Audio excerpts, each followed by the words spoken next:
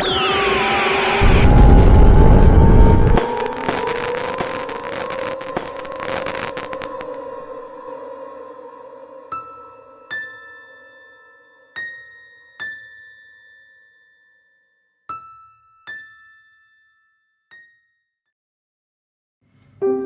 kedalaman hutan tropis yang lebat dan rimbun, di antara rumputan hijau yang luas membentang, hiduplah seekor kambing coklat kehitaman bernama Koko.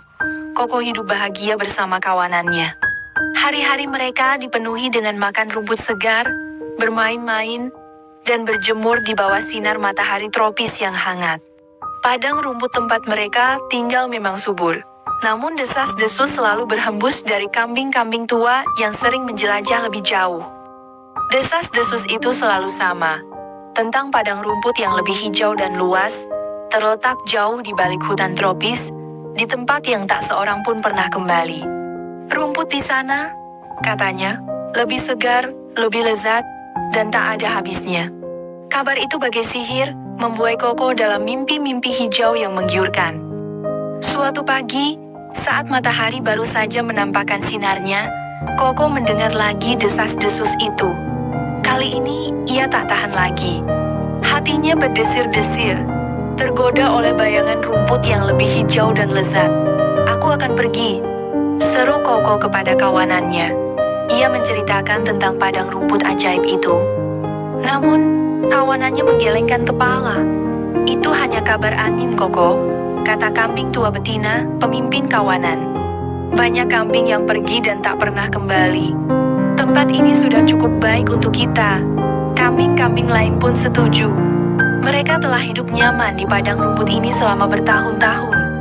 Mereka tak mau mengambil risiko untuk sesuatu yang belum tentu ada. Tapi Koko sudah bulat tekadnya.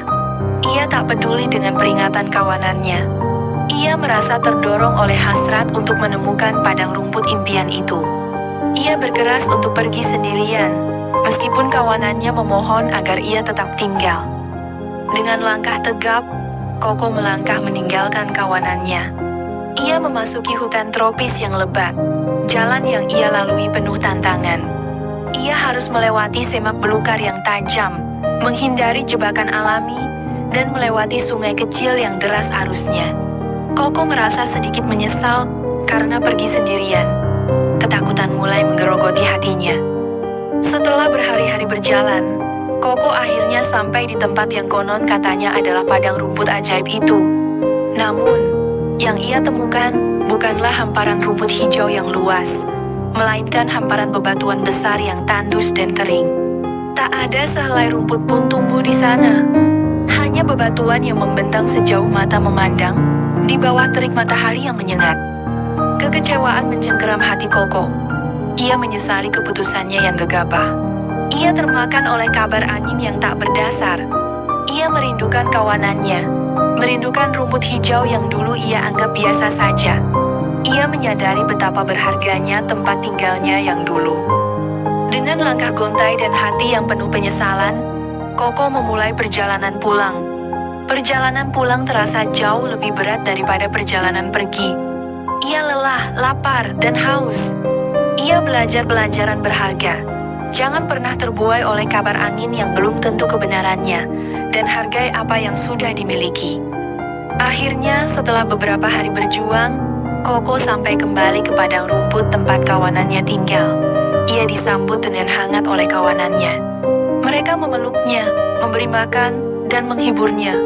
Koko bersyukur atas kesempatan kedua yang diberikan kawanannya. Ia belajar untuk menghargai apa yang sudah dimilikinya, dan tidak lagi tergoda oleh janji-janji palsu.